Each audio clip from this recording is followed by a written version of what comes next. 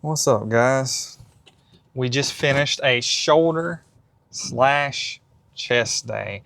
So my reasoning for doing my workout like that today was I wanted to see what it'd feel like to work out my chest after I worked out my shoulders, to see if it helped with any of the little pains I'm having in my shoulders sometimes. But I mean, I think it might have felt a little better, but I don't know.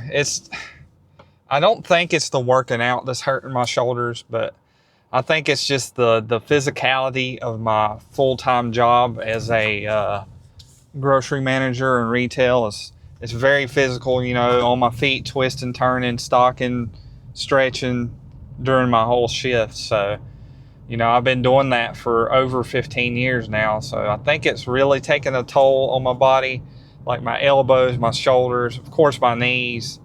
But it's just hard to say that. I don't know. It's not like I can just up and quit my job so I can focus on bodybuilding, because I'm not making money doing this. It'd be pretty cool if I was, and I think one day I will. But, you know, just the point I'm trying to get to is things are not always going to go according to plan. You have to learn to work around the way you feel, because you're not going to feel 100% every time you go in the gym. There's just no way you're going to feel 100% every single time. So just going by feel, I think, is really important. You know, you can put it down on paper that you bench pressed 135 for 12 last week, and you go in there the next week and you're only able to get 8 or 9, and you absolutely gave it your all. Like, you can control that to a degree, but if you beat yourself up over that over and over, it's just going to completely and totally derail your motivation.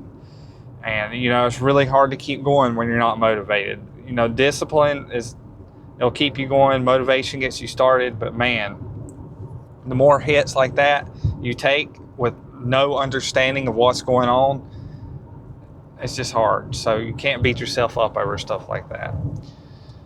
So my point being, so my workout today was, I did 3 sets of cable lateral raises, but I did a little bit different.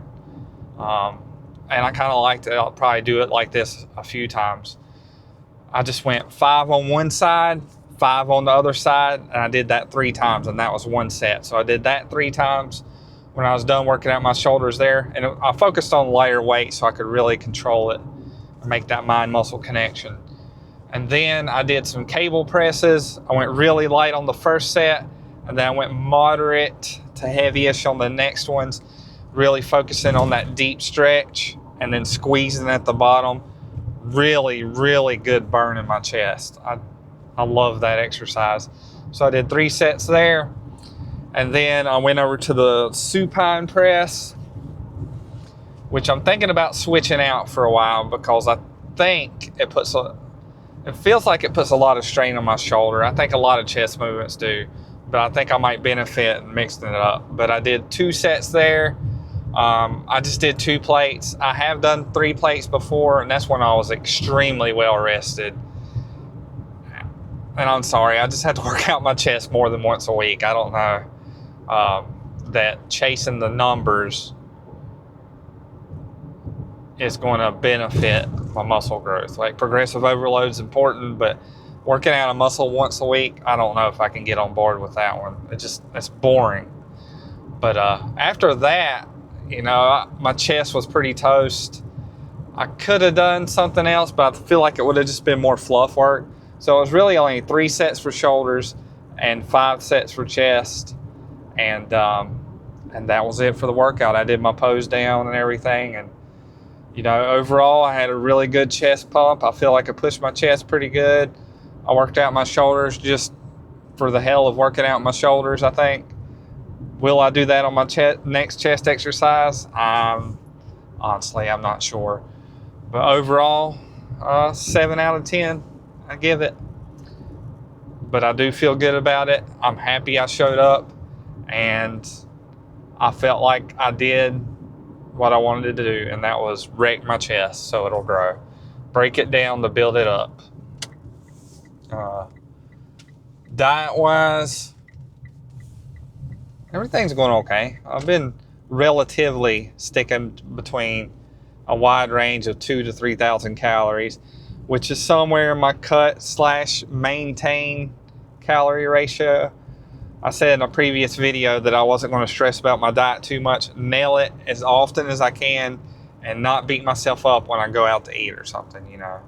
I think the biggest thing for me is the drinking alcohol. Because when I have a drink, you know, this drink might be 300 calories, but it's also going to make me eat about 500 more calories because I just eat when I drink.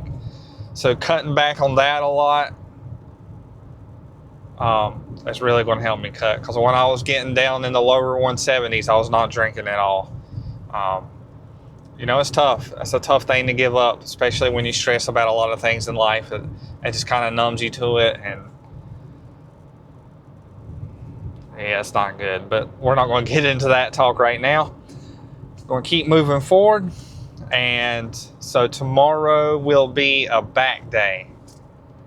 Tomorrow will be a back day. And I might do tomorrow's back day at a Planet Fitness because they have a lot of machines I like. I might do it at my home gym, the Anytime Fitness. I'm not really sure. We'll just play that by ear tomorrow. But don't let the hard days win. Don't let that dreamer die. Keep the grind alive and never give up on yourself. I'll see you guys on the next one. Have a good one.